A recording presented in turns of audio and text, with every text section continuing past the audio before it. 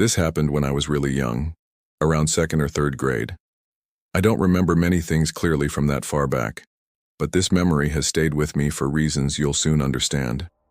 It was a school day, and it had been pouring rain all day long. After picking me up from school, my parents left for some upscale event, maybe a fundraiser, a dinner party, or something like that. Either way, they were supposed to come home that night. But the storm grew so bad that driving long distances became dangerous. So instead of returning home, they reluctantly decided to spend the night at a friend's house nearby, in a small suburban town in Ohio, USA. They called me several times on the house phone, apologizing for leaving me alone, even though I told them I was fine. My mom gave me a list of things to do before bed: lock all the doors and windows, keep at least one light on, and close the blinds. Typical stuff. At the time, I didn't get why they were making such a big deal about it. Honestly, I was kind of excited. Unlimited candy and no bedtime. Since my room didn't have a TV or any screen, I stayed downstairs in the living room watching TV on the couch. I told myself I'd do everything on Mom's list right before going to sleep, since I was planning on staying up all night anyway. But eventually the sugar crash hit, and I accidentally fell asleep. I don't remember what time I woke up, but the TV had already gone into sleep mode, so at least 3 hours had passed. When I woke up, the house felt much colder. I thought maybe the storm had knocked out the heater, which made sense at the time, so I didn't dwell on it. But I remembered Mom's instructions, so I forced myself off the couch and went around the house. I locked the doors, closed the blinds, checked the windows, and made sure the lights were on.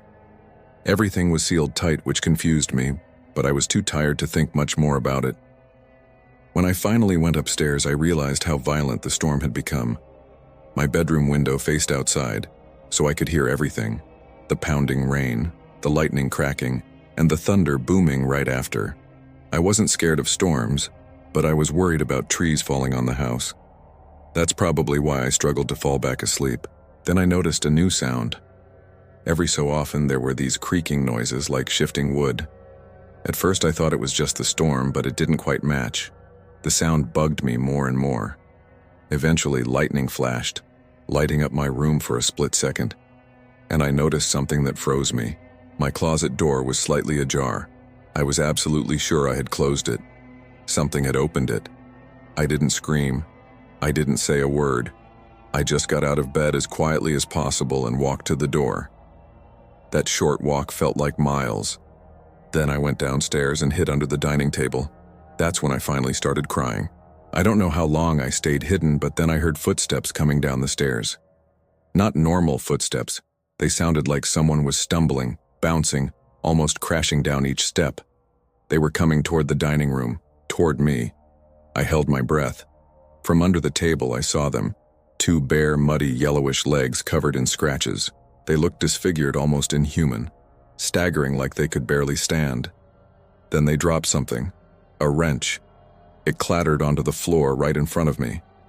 I thought if they bent down to pick it up, they'd see me. But they just stood there for a long time, not moving, not leaving. Finally, they stumbled away. I listened to the chaotic footsteps stomping around the first floor for what felt like forever. Then, finally, the front door opened and shut. They were gone. I stayed under the table for a long time, partly out of fear, partly out of shock. Eventually, I picked up the wrench so my parents wouldn't find it, locked the front door again, and went back upstairs to bed. I never told my parents that night. I was too scared they'd have found out I hadn't done everything on Mama's list right away.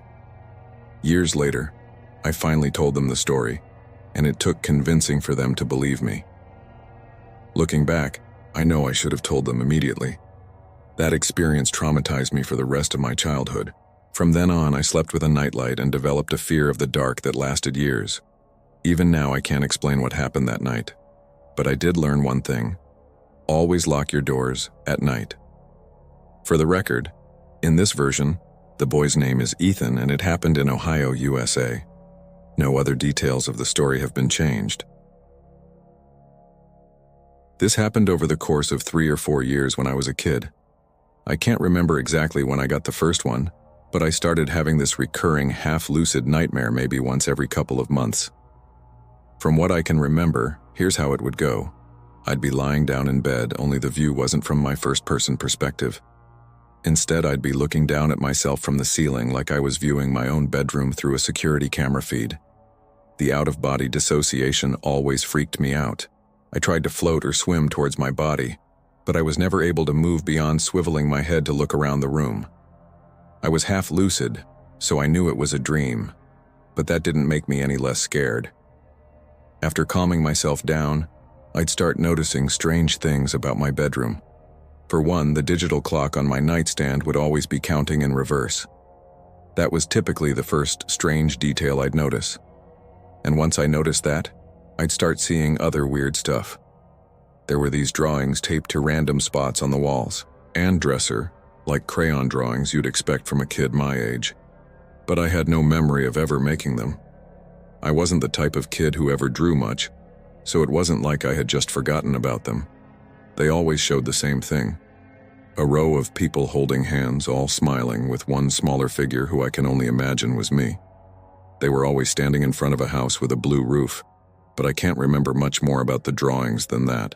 The other detail about the dreams that still sticks out to me is an old toy train of mine that was always sitting in a different spot on my bedroom floor, which was significant because I had lost that particular toy years prior.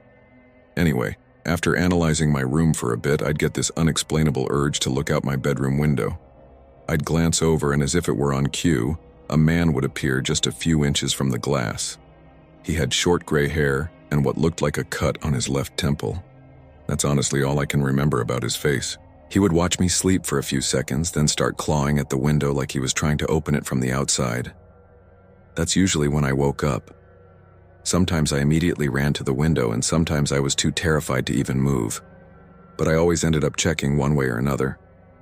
I don't know what I thought I'd find. Maybe claw marks or a smudge from where his hand had been. But there was never anything there. Or anyone for that matter. After the fourth time it happened, I finally told my parents. My mom told me that recurring dreams weren't that rare, especially at my age. And my dad chimed in to remind me that they were always just one room away if I ever felt scared. I nodded and acted like that helped, but it didn't. Not really. My dad could tell I was still scared, so he took me by the hand and explored the exterior of the house with me. There was no indication that anyone had been there. No footprints, no smudges on the window. Nothing. Even so, that didn't calm my nerves as much as you might think. Keep in mind, this was about 1 year in, so I was having this dream roughly once every 3 months. It wasn't happening every night, not even close, but having the exact same dream 4 times definitely means something, which I knew even at that age. After that 4th dream, though, they just stopped. For a while, at least. I went nearly 6 months without a single episode, and at some point I let myself believe it was over. It all just kind of faded into the background, the way childhood fears tend to when life gets more normal. But then it came back. I have no idea what triggered it, but one random night, I had the dream again. Everything was exactly the same as I remembered. The clock, the drawings, the train, everything. But there was something different about that dream that was scaring me twice as much as the earlier ones had. I couldn't figure out what it was. Everything was following the exact same chain of events. But then, as I was looking around the room, I realized what it was. My bedroom window was open. As soon as I saw that, I woke up. There was a period of maybe 5 minutes where I couldn't move. Complete and utter sleep paralysis. And it wasn't a passive sleep paralysis either. My brain was screaming at me to check the window the entire time, but I couldn't drag myself out of bed no matter how much I tried. On top of that, I felt significantly colder, as if cold air was blowing through my bedroom window, which I was convinced was wide open. Those 5 minutes were unlike any kind of fear I have ever experienced. All I could think about was how that man was, moments away from climbing through my window. Yet, there was nothing I could do about it. When I finally regained control of my limbs, I forced myself over to the window, confirming that it was locked. I couldn't fall back asleep that night. I was too scared. I'm not sure how I was even able to function the following morning. Another couple of months went by, but I wasn't going to be fooled again. Every night before I went to bed, I thought long and hard about the dream in an attempt to brace myself for having it again. I'm not sure if this logic tracks, but I was hoping that keeping the dream on my brain would help me not get too scared should I have it again. To my surprise, that technique actually worked. The next time I had that dream, I wasn't even half as scared. I didn't even bother checking the window after waking up. By the time I had it again, I was barely scared at all. Still, something about it lingered. Not in a scary way, but enough to make me want to bring it up to my parents again. Maybe it was the way I explained it, or maybe it was because I was slightly older, but for whatever reason, they actually paid closer attention this time. I tried to provide as much detail as possible, something I hadn't done before. As I was getting to my description of the man, my parents' demeanor shifted. Not too dramatically, but enough for me to notice. Specifically, it was right as I was telling them about the cut on his left temple.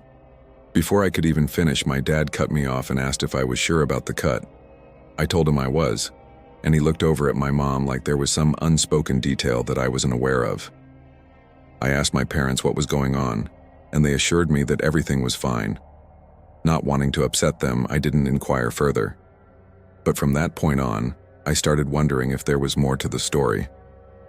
As it would turn out, a few days after that conversation, my parents sat me down and came clean. It wasn't some dramatic reveal or anything. They just said there was something they wanted to tell me. My mom did most of the talking. Apparently, when I was really little, like too young to even remember, there was a man named Mark who used to watch me sometimes.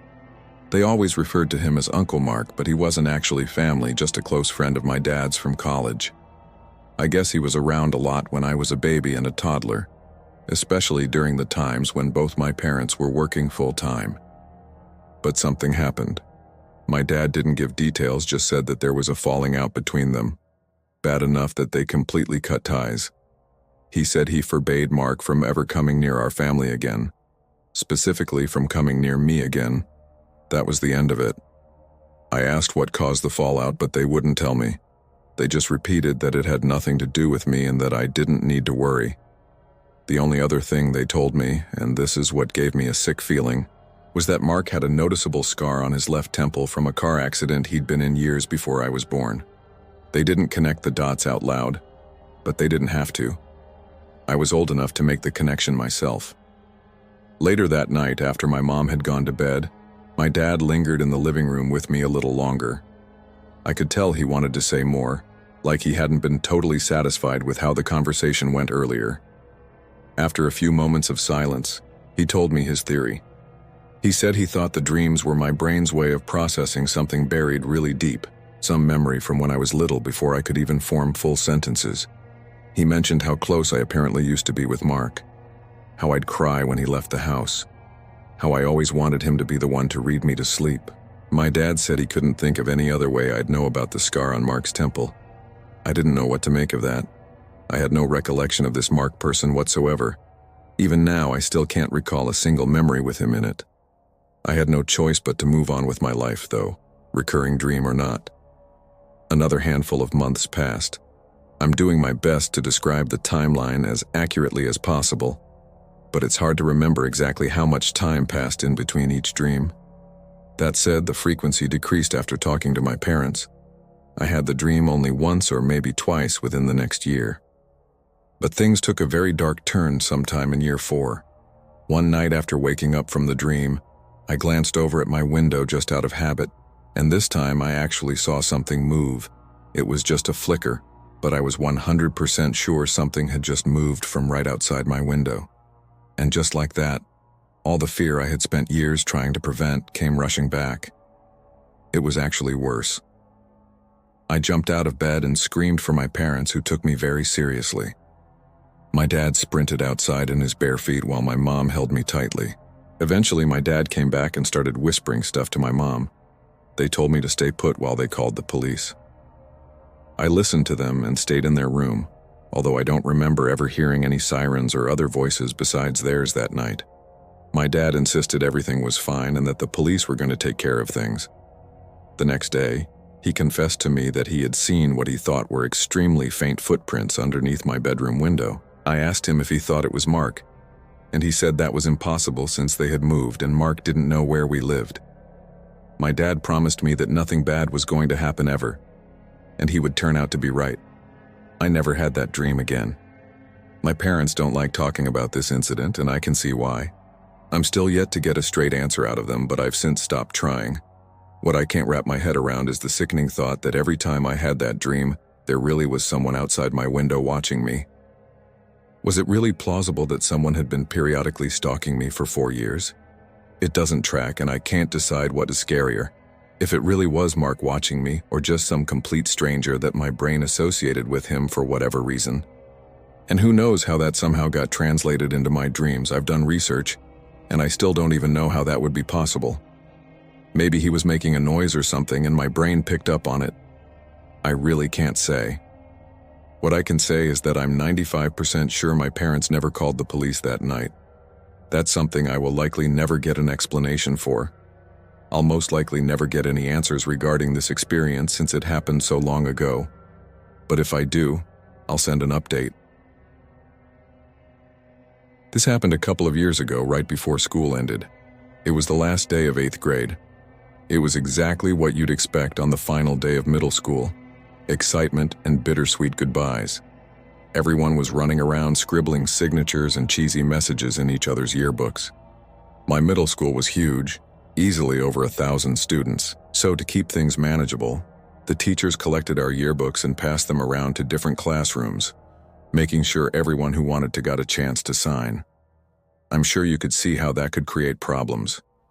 Anyone who wanted to could write whatever they wanted in anyone's yearbook. The teachers tried their best to prevent things from getting out of hand, but I knew a few kids who wrote some mean messages to people they didn't like. At the end of the day, when I got my yearbook back, I flipped through the pages eagerly, reading all the goofy notes from my friends. But as I scanned the pages, something caught my eye. There was a signature below the face of someone I had never seen before.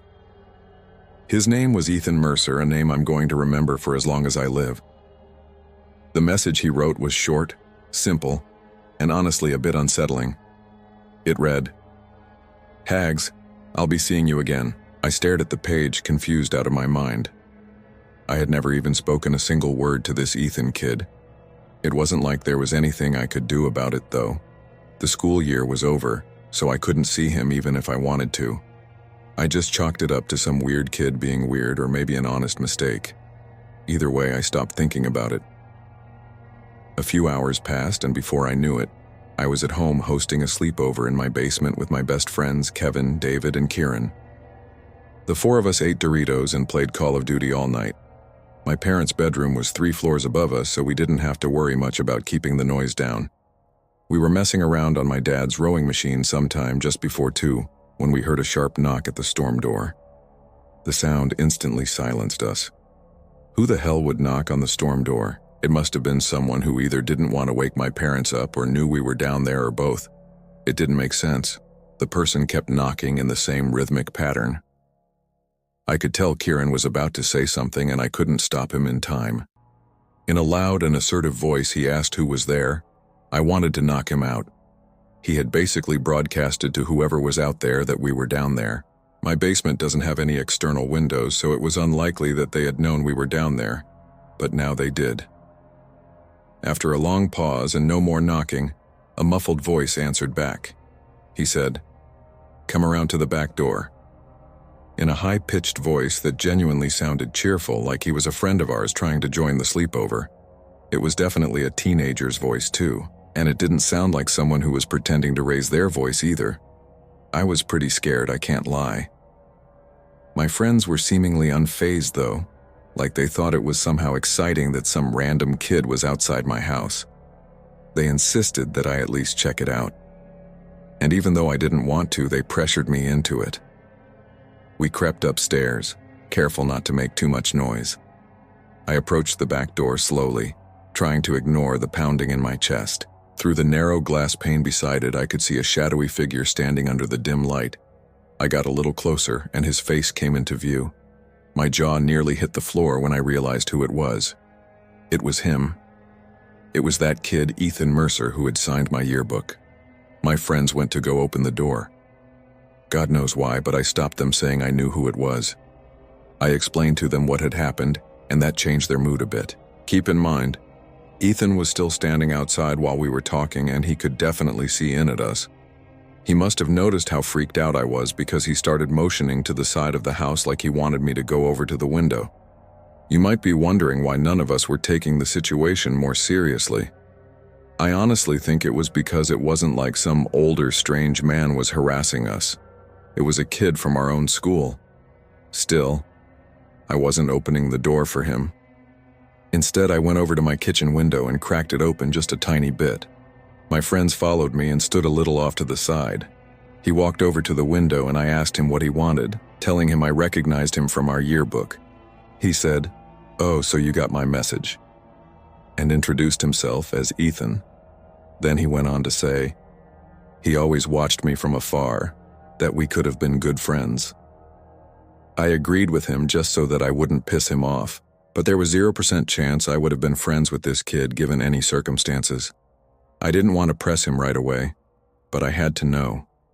So, I asked him how he knew where I lived. He didn't respond, and I didn't know what to say. Before I could de-escalate the situation, David called him a creepy stalker and told him to piss off.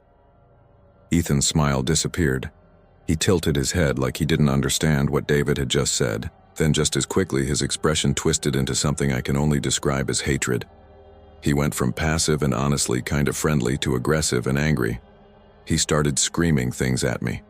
How he hated my friends and thought we should all die. How my ex hated me and random stuff he had no right knowing. He reached toward the window and tried to force it open, but I jammed it shut and locked it. He started snarling at the window and banging on it like an animal. He was 2 seconds away from shattering it. I'm telling you, we must have caused quite the commotion, because my parents came rushing down the stairs demanding to know why we had woken them up. That's when Ethan ran away. I told my parents what happened as quickly as I could, and my dad raced outside in his underwear. He came back a few minutes later saying he had no idea where the kid went. I'm not sure why, but my parents didn't call the police. They just told us to go back to sleep and they would deal with the school the following morning, just to give the kid the benefit of the doubt. The next morning, they contacted the school. That's when we learned the disturbing truth. Ethan had been expelled a few weeks before the year finished, and he shouldn't have ever been at the school on the last day. Apparently, the yearbooks were printed before his expulsion, which explained why his picture was still included. That meant he had snuck into the school somehow just to write me that message, which freaked me out beyond belief. Despite working with the school to find out more, nobody could track Ethan down. It was like he and his parents didn't exist. The whole thing was a pretty big deal, but the school did what they could to keep things under wraps. To this day, I still have no idea how he knew where I lived. That's what freaks me out the most. The running theory is that he was a mentally challenged and troubled young boy who took a strange liking to me for whatever reason, and then he stalked me for who knows how long. My parents were worried for weeks. It's something we don't talk about anymore because it's just uncomfortable. But living in that same house has never felt the same ever since.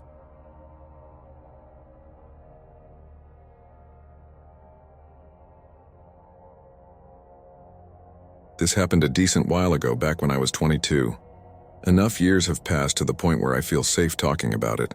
I was fresh out of college with a desirable job and minimal expenses since I was living in my childhood home with my parents.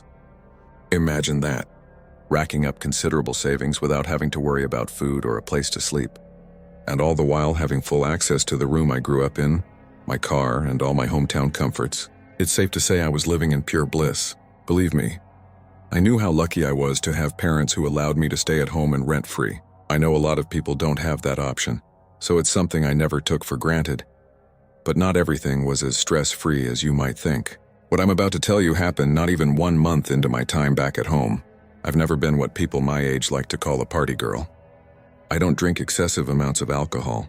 I don't spend every ounce of my free time at clubs, and I definitely don't allow men to dictate my life in any way. That's just how I was raised. My father is the most important man in my life, and hookup culture disgusts me. Because of all that, my life is pretty routine. Wake up, satisfy my caffeine addiction, go to work, go to the gym, read a bit of my book at home, mess around on my phone and go to sleep. Weekends are for hiking, mini road trips, board games, and whatever else I decide I want to spend my time doing. But one random weekend, my closest friend from college, Lindsay, invited me and our other two friends, Sabrina and Thea, to spend a few days at her family's beach house. I'd never been, but from the way Lindsay talked about it, the place sounded like a dream. Quiet, tucked away from the touristy chaos on its own private beach and just a short walk from the water. To put it bluntly, Lindsay's family is loaded. I think both her parents were neurosurgeons, so I had a feeling her beach house would be insane, and I was far from disappointed. When I first laid eyes on it, I was a ruck. Look, I'm no architect, but I know a modern-style house when I see one, and Lindsay's must have been ultra-modern, because it looked more like a covert military safe house than a personal home. I'd love to show you guys pictures of it. Believe me, I've got plenty, but out of respect for Lindsay's family, I think that would be in really poor taste even if what I'm about to tell you didn't happen. The four of us unloaded our stuff and decided where we'd be sleeping. Lindsay obviously had enough individual bedrooms for all of us to occupy. But what would be the fun in that? Instead, the four of us stayed in the same room, one of the kids' bedrooms that had 2 sets of bunk beds and its own attached bathroom. We'd been staying there 3 nights, which in my opinion is the perfect amount of time to spend coupled up with anyone other than your family. I tend to be relatively irritable, so anyone who's not clean or polite tends to tick me off pretty easily. Not that any of my friends are, but you know how it is. I know I told you about my relatively boring lifestyle already, but if there was a time to drink, it was that weekend with my friends, so I definitely planned on letting loose a little more than I ordinarily would. We wanted to keep the first night pretty chill though, so we walked down to the private beach connected to the house and sat in the sand stargazing. The four of us were drinking White Claws and listening to house music on Sabrina's speaker when we noticed something in the distance. It was this faint flickering light emanating from somewhere further down the shore. The four of us quieted down a bit and watched the light flicker on and off. The sight was kind of hypnotic, as eerie as it was. After a while, it became clear that the light was swinging back and forth, like a handheld flashlight someone was walking with. And soon after we realized that's just what it was. It looked like 3 or 4 people casually walking in our direction, not running or stumbling or moving strangely, but strolling at a leisurely pace. As they got closer, we started hearing the sound of laughter, which caused all of us to relax a bit. Considering how late it was most likely just a group of teenagers or even people our age. They must have noticed us because at some point one of them yelled out hi in a friendly voice. It was a guy's voice and he sounded around our age. Thea yelled back and we made some small talk while they made their way over to us. As they approached, we could see that it was a group of 3 guys who looked maybe a year or 2 older than we were. They all had their typical beach boy look, which I could tell right away my friends were digging, especially Thea. She's a bit crazy when it comes to guys, so I can't say I was too surprised. She knows how I feel about her lifestyle, so it's not like I'm saying anything crazy. To be fair, she is drop-dead gorgeous, and I've never seen a guy not take a liking to her. The guys sat down with their beers, and the 7 of us continued drinking. It was actually a really great time. The guys weren't overtly flirtatious, but they weren't boring either. Fast forward an hour and several drinks later, and they ultimately invited us back to their place. Personally, I was exhausted and was leaning towards going to sleep, but I could tell all 3 of my friends wanted to continue hanging out with the boys, especially Thea, of course. I decided not to spoil everyone's fun and called it a night for myself, telling my friends to go on without me. There were only 3 guys after all, and I had no intention of hooking up with anyone that night. I walked back towards Lindsay's house while the 6 of them walked along the beach, presumably towards wherever the guys were staying. I washed up and went to bed. Sometime after 3 in the morning, I woke up to a FaceTime call from Lindsay, which was confusing since she should have either been home by then or asleep next to one of the guys. I answered her in a groggy voice, and what she said woke me up instantly. She basically screamed into the phone that Thea and Sabrina had been kidnapped and I needed to get her car immediately. Her words were like a bucket of ice-cold water being splashed across my face. I've never felt a more intense sense of fear and adrenaline. I didn't waste a second. My hands were literally shaking as I quickly threw on some clothes and sprinted down the stairs. I asked her why she had called me instead of the police, and she reassured me that she already had. She told me to stay on the line as she walked me through it. With her instruction, I managed to open the driveway gate, find her car keys, and speed out of there in a matter of minutes. She told me they were about 10 houses down the beach to the left, so that's where I started driving. She described the car and told me what direction it had gone in, and I slammed on the gas to try and catch up. There wasn't a single car on the road, and I was driving at an insanely unsafe speed. It was a miracle I didn't get pulled over. After a few minutes of driving, I noticed a car matching Lindsay's description driving slowly in the distance. Then I hung up the phone, called the police, and told them exactly where we were. The dispatcher told me to keep my distance so as not to alert them to the situation. So that's what I did. After what felt like forever, I spotted cop lights up ahead. The car ahead of me didn't try to evade the police. I can only imagine that they assumed it was an unrelated stop. I pulled the car over and watched everything unfold. It was pure chaos. The cops forcibly removed all 3 men from the SUV at gunpoint. They put them in cuffs and escorted them back to one of the cruisers. Then one of the officers walked over to the trunk of the car and pulled it open to reveal both Thea and Sabrina bound, and from the looks of it, pretty badly bruised. As horrifying as the whole experience was, it was nothing compared to the sequence of events told from their perspective. All 3 of them were comfortable with me writing this, by the way. We're still close in contact, so I obviously asked them, but none of them wanted to write it themselves, and for good reason. To keep things short, after I went to bed, they all continued drinking. Lindsay is the only one who remembers things clearly, since she was trying to be at least a little responsible given it was her family's house we were staying in. At some point, the guys Thea and Sabrina were with suggested they all go to bed, so the 4 of them split off while Lindsay told the 3rd guy she was going home. He was really upset about that, which Lindsay initially thought was because he wanted to get with her. She told him she would have been down, but had to watch her house, and he got angry. They yelled at each other for a bit, and he ended up telling Lindsay to get the hell out of his house and never come back, which she was more than happy doing. Halfway home, though, she realized she had forgotten her purse, so she went back to get it. That's when she saw the guys throwing Thea and Sabrina into the back of the car before driving off. She called the police, then me, and that was that. Thea's parents are both lawyers, and they jumped through dozens of hoops to do 2 things. Keep the event as far away from the public sphere as possible, and make sure those guys got maximum prison sentences. They accomplished both. Turns out the house they were staying in didn't even belong to them. It was owned by some random old couple who were on vacation in a different country. That plus the slew of other crimes they were charged with put them away for a long time, although I still think there's no sentence long enough that can properly compensate for what they did. As much as I hate admitting it, this traumatized me for years. I couldn't do beaches, late nights, or talking to strangers no matter how harmless they seemed or how safe a situation felt. I became antisocial and drifted away from the girls for a little, but luckily that's since changed. I can't even begin to imagine how this incident affected Thea and Sabrina. Part of me feels like not remembering anything is a blessing in disguise. I think the craziest part about the whole thing is the fact that, had I not gone home, I might not have been able to reach Lindsay's car in time. And had it not been for that, the police may have never found those guys' car. This happened just last year. My buddy Jimmy is pretty involved and well connected within the music community. By music community, I'm more specifically referring to the dance electronic music scene all along the East Coast, predominantly New Jersey and New York. It's actually pretty impressive what he and his team have been able to accomplish in just 2 years. The general gist is this. Their company hosts what they call events at high-profile venues, typically the most well-known club or party space in whatever city they happen to be in. Then they outsource the talent, which, mind you, is typically a very well-known and sometimes borderline famous DJ. I'm not too involved or invested in that scene, so I'm not exactly sure who they've gotten to perform, but I will tell you that there have been some huge names in the mix, but enough context. Jimmy and I go way back. I'm talking 20+ years. I've basically known him my entire life, and he's been my best friend for damn near most of it.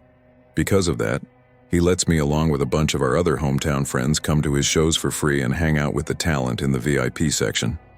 It's actually really cool and something I wish I expressed my gratitude for more often. Jimmy was scheduled to host a huge event the weekend of July 4th on the Jersey Shore.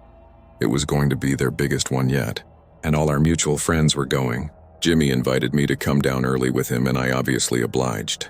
The 2 of us made the 1.5-hour drive with our other friend Ryan, and we found ourselves at the venue a good 4 hours before the doors opened. Ryan and I didn't have much to do while Jimmy and his team set up, so we decided to get a bit of a head start on the alcohol consumption. Jimmy and his team were entitled to as much free booze as they desired, compliments of the venue, and Ryan and I definitely took advantage of that. By the time the first DJ started his set, Ryan and I were more than a little buzzed, to put it mildly. It was 4th of July weekend after all, so we felt like our degenerate activities were justified. Fast forward a couple hours and Ryan and I were completely wasted. I honestly don't remember a time since then when I was that drunk. Not even close. Don't get me wrong, Ryan and I are grown men. We can handle our alcohol. Throwing up, making fools of ourselves wasn't the issue though. It was genuinely just the problem of having lower impulse control and worse decision-making. But either way, we were having a great time. At least from what I can remember, the event was winding down. And it was getting to that point in the night where you either figured out how you were getting home or who you were going home with, or both. Jimmy had rented an Airbnb really close by and promised both Ryan and I a bed, so the first issue wasn't a concern. The second problem, though, that was what was on my mind. The two of us danced over to the bar and started talking to some girls we found attractive, and before long we had figured out who we were going to spend the rest of the night with. Neither of us are Calvin Klein models, but we're both above 6'ft" tall. For whatever reason, the vast majority of guys who hang around the Jersey Shore are usually shorter than average, so being tall is an even bigger boost than it usually is. And for whatever reason, that seems to be the main attribute most girls on the Jersey Shore seek out. Not looks, not build, not intelligence, but height. Don't ask me why. The Jersey and female mind is still something I have yet to comprehend. I'm probably botching their names, but I'm fairly sure the two girls introduced themselves as Gianna and Marcella. Us meeting them coincides with where my ability to recall events precisely becomes a bit hazy, so there may be gaps in the story from here on out. From what I can remember, it was actually Marcella who suggested we all leave together and continue to party elsewhere, which Ryan and I weren't going to argue with. Gianna handed the two of us a drink and insisted that we get on their level before heading out, even though we had both probably consumed the fluid equivalent of her body weight and alcohol already. I know that whole dynamic. Girls getting guys drinks sounds a little unorthodox, and it is, but these girls were clearly wealthy given how they were dressed. After downing the drinks, the four of us started moving towards the venue's exit. The moment we stepped outside, Marcella suggested we go back to her place, which was pretty close by, and also right on the beach. Her saying that actually surprised me a little. I was fully anticipating going back to our Airbnb, considering the guys were usually the ones to host in situations like this, but both girls insisted that Marcella's beach house was definitely nicer than whatever inland Airbnb we found for the night. She had a point, so I didn't argue, and neither did Ryan. We walked along the beach talking the whole time. The girls seemed really intelligent and knowledgeable based on the conversations we had, and I remember finding it so refreshing to talk about something other than nightlife and whatever other garbage I'm used to talking to girls about for once. Not just girls, drunk people in general. At one point, I actually felt kind of embarrassed for being so drunk, because I felt like I couldn't articulate myself well enough and looked like an idiot. That's when I realized I actually was feeling drunker than I had been 15 minutes earlier. But it wasn't a drunk I was used to feeling. I felt like my body was melting under my weight, as if I were going to collapse uncontrollably any second. My legs felt flimsy, almost like cardboard, if that makes any sense. Moving my limbs, mouth, and even my eyes became increasingly more difficult, and there was a moment where my extremities started feeling a little numb. But then, just as quickly as the feeling arose, it passed back to normal drunkenness, at least for the time being. Just then, we arrived at the beach house. It was insane. I'm probably exaggerating because I was so drunk, but it looked like what I imagined a professional athlete's beach house to look like. We went inside, and after taking our shoes off, found ourselves in what I'm guessing was a living room. I say guessing because the level of opulence in there was just so foreign to anything I'm used to. It was decorative, but somehow minimalistic. Even those descriptions are opposite. There were honest-to-God sculptures on pedestals in there, but it didn't feel cluttered or overly showy, and everything on display seemed to blend right into the walls like they were just extensions of the room. I wish I had the wherewithal to take a picture, but again, my mind was elsewhere. Evidently so was Ryan's, because not 15 minutes after stepping foot in the house, he and Marcella had disappeared somewhere in that maze of the house, which left me alone with Gianna. She leaned in to kiss me, and that's the last thing I remember before blacking out. Not her kissing me, but leaning in to kiss me. That's where everything cuts off. I don't remember feeling woozy again or drinking more or doing anything else. But there's a huge gap in my memory that spans several hours and will not come back no matter what I try. And the thing is, I know I didn't pass out because there are texts on my phone sent from me, proving I was still conscious. There's digital proof that I was sentient, but I don't remember one bit of it. And before you say I just simply blacked out from alcohol, this was different. I rarely ever black out, but all the times I have, I can still remember bits and pieces of the night, scattered moments here and there, enough for me to string together a continuous sequence of events at the very least. Keep in mind, those were also all times where I was drunker than I was that night, so that's another reason I think a generic blackout isn't a reasonable explanation for what happened. Plus, Ryan experienced the exact same thing at essentially the exact same time, which is way too specific to be coincidental. Here's the next thing I remember. Waking up with the sun directly overhead in a random set of bushes over an hour away from where the event was. Something I didn't know yet because my phone wasn't in my pocket. In fact, nothing was in my pocket at all. Both my wallet and keys were gone. But it gets worse. It wasn't even my pocket to begin with. I was wearing someone else's clothes and not Ryan's either.